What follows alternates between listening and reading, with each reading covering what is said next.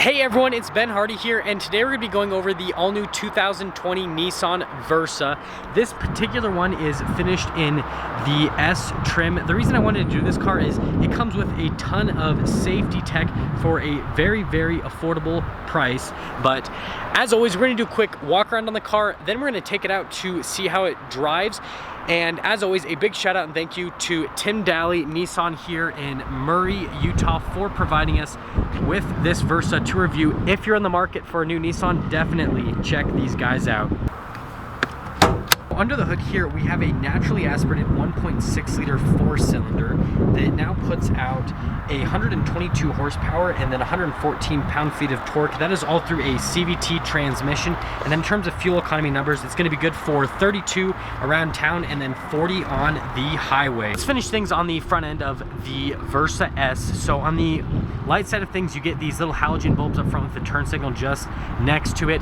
And then I like how they've done the design on the front end. It looks a lot more modern compared to the previous generation Versa. And then you will note that that is actually for the adaptive cruise control, so the little Nissan logo doubles as the sensor for that. And then they still have Nissan's signature grille kind of that makes like a little smiley face basically, so it's good that they still kept that. And then you notice that there's little vents below, and looks like those are fake, but that's okay because it looks cool.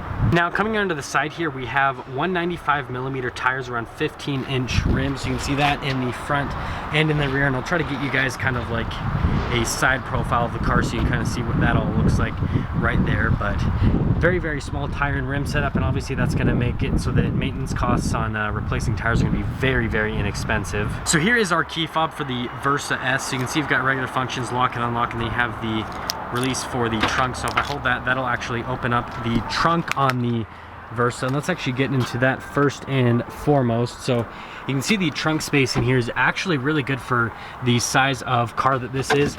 And then you can see you've got your little spare tire underneath there, and you can fold these seats down if you need a little bit of extra storage space. And then closing the trunk, we can see that there's actually the little backup camera right there under this Nissan logo, says Versa. I love these new taillights. Again, they've kind of modernized the Versa, so I think it looks a lot better, especially compared to the last generation.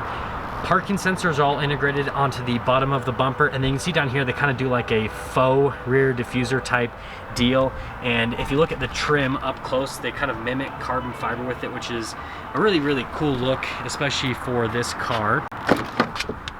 So coming to the rear here, we can look at the door panel in the back. You can see that there's some padding right here on the door. You can see the little window control right there, and then they do more of that kind of like carbon fiber looking trim on the car just to make it look a little bit sportier. You can see their other door handle, and then here are the seats. So full cloth seats. They got this kind of cool design in the center to break things up. And then it looks like this is all fixed, so it's a 60-40 split, no cup holder in the center. And then you've got a couple charging stations, and then legroom is actually pretty decent. So I haven't actually sat in the car, but this is where the driver's seat put right now, and it looks like there's a decent amount of space. So now coming around to the door panel in the front, you can see more of that carbon fiber looking trim, and then you can see all of your window controls. These are your door lock and unlock, and then your mirror adjustments as well. And then you can see everything on the door panel essentially. And then looking at the seats, they're going to be identical to the rear. The bolsters on these are a little bit wider, so it looks like they're pretty comfortable to sit in general. Manually adjustable, so take note on that. There is your little thing to open up the trunk. Here's your pedal layout just down below, your HUD release, and then that's for your gas cap.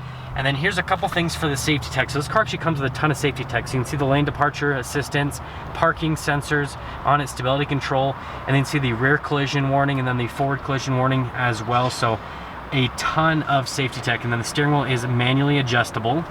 Stepping in 7 height is actually pretty easy to get in and out of, but the push button's actually down here, so put your foot on the brake, push the push button, and then the car will start right up. So here is the cruise control, and it looks like I might have been wrong on the front. So that little sensor for the front logo is probably actually for the collision warning, because it doesn't look like there's any adaptive cruise control settings or anything like that on the car.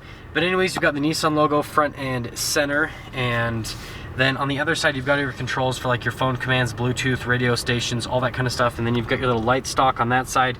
Also doubles as a turn signal stock. And then over here for the windshield wipers. So here is our center gauge cluster. You can see the RPMs on the left side. On the right side, you can see the speed. And then there's that little center screen that gives you like how much gas you're about to go up before you are empty. And then you can see your average miles per gallon. And then if you press this little button here on the side, you can see that it lets me scroll through the other trips. So pretty standard and simple. Well, I found out what this button does. So I was pressing this button, and that button is actually the button that scrolls through the different pages for this center screen right here. So there's that for you guys as well. Here's our center infotainment system. So you can see analog buttons on the sides with your volume controls right there. And in general, this touchscreen system seems relatively responsive. It doesn't have a whole lot of functions, but I mean, at the same time, they try to keep this car pretty simple to keep it at a very affordable price range. So you get your Bluetooth, radio, all that kind of stuff. And then just below the touchscreen, you can see that we've got all of our climate controls right here. It is a single zone climate here in the Versa, but I mean, the car's really small, so you don't really need a dual zone climate. And then just down below right there, we've got a couple charging stations. And then here's our push start button that we went over earlier. And then this is your shifter for that CVT automatic. And then they've got more of that kind of like carbon fiber looking trim on the top of the shifter. But you can see that you've got your drive, then you actually have a low setting as well. So if like you're driving down a canyon road or something like that, it'll make that a whole lot easier. E-brake just behind that, and then you've got both of your cup holders with the center armrest. You've got the contrasted stitching right there, and if you open this up, it kind of looks like one of those, probably put a picture in the video, but like one of those like crocodiles with the really long snout. That's what this kind of reminds me of, basically. But anyways, you can see the storage space there in the center console. And then finally, popping over to the glove box, we can see the glove box got the owner's manual in it and all that, decent sized glove box in general. And of course, I forgot to go over the backup camera. So here's your backup camera with the little trajectory lines on it. Pretty standard setup for most cars nowadays, but yeah, that's that there. Now just up above, we've got all of our light controls up here, and then you can see your little sun visors as well. And in terms of the ceiling space, it's actually pretty good for this car. So there's a decent amount of headroom, and they've got lights throughout the interior so that if you ever need lighting in the interior, makes that good. But yeah, again, keep it simple. Let's wrap things up on the interior of this Versa, and let's also talk about pricing. So this one is a Versa S, and as you can see, it's got like all the safety tech stuff on it. This one stickers for just over $17,000. I believe the base price on these Versas is around like $13,000 or $14,000. So the amount of safety tech that you get with the pricing is a really good value if safety is something that's very, very important to you. So, I mean, having all that safety tech under 20 grand, I think is a really good deal. But that all being said, let's take this 2020 Versa out to see how it drives.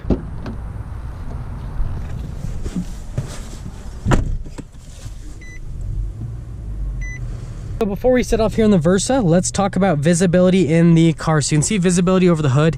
The hood kind of slopes down a lot, so it's really easy to see over there. And then you can see visibility throughout both of the mirrors in the Versa as well. And then you can see visibility throughout the rear on top of that, so that rear cross traffic alert's going to be nice as well with this car. I don't think I mentioned that, but let's fully set off now. So setting off here in the Versa, I forgot to mention that this does have a little bit more power than the 2019s. I think they had closer to 100 horsepower. Like I said, this one's got 122, so a little bit more power. So I'll see if I can feel a difference between the two, because one of my friends actually happens to have a Versa, so I kind of know how they drive and all that. But in terms of road noise and ride quality, the ride quality is actually really smooth. I wasn't expecting that since this is a smaller sized car. And then in terms of road noise, there's a little bit, but there's not a whole lot. It's actually pretty well insulated for the segment. So in terms of steering on the car, the steering is actually very, very direct. So it's really, really light and comfortable. But I mean, the car just goes right where you put it, which I mean, it's expected for a smaller sized car like this, but that's a huge plus for me because I hate it when cars float all around. It's kind of annoying. And so it's nice that this is very, very direct to where you put it. And a quick side note, this looks like it's got the mirror dimmer thing that you guys all made fun of me for in the Chevy video, because I didn't know what this tab was because I'm just a baby. But yeah, mirror dimmer. Let's get a little acceleration here with the Versa S. Those gear shifts are actually quicker than what I expected from a CVT. In terms of acceleration compared to the last Versa, I can definitely feel that it is a little bit quicker. It's very, very hard to perceive, but it definitely feels just a little bit quicker. And I mean, that's expected. It's got more power. But I mean, in general, the acceleration's decent, but I mean, what you don't get in acceleration, you are going to get in fuel economy with this car. To wrap things up, if you are looking for a brand new car with a really good warranty on it and something that gets great fuel economy, has a ton of safety tech, and then also isn't going to break the bank, then the Versa is a great option to go for if you want like a really solid commuter car, or just, like I said, a good reliable car that is going to get really good fuel economy. You're going to save a ton of money, but you still want to be safe. This is definitely going to be the route to go. And there we have it, everyone, the 2020 Nissan Versa S. I actually think, again, like I said, this car is a really, really good value with the amount of safety tech that it comes with. But as always, if you're stopping for the first time, please subscribe, comment down below what you thought. And again, a big shout out and thank you to Tim Daly Nissan here in Murray, Utah, for providing us with the Nissan. If you're on the market for new Nissan, sorry, I can't talk, check these guys out. I'll put a link to their inventory in the description below.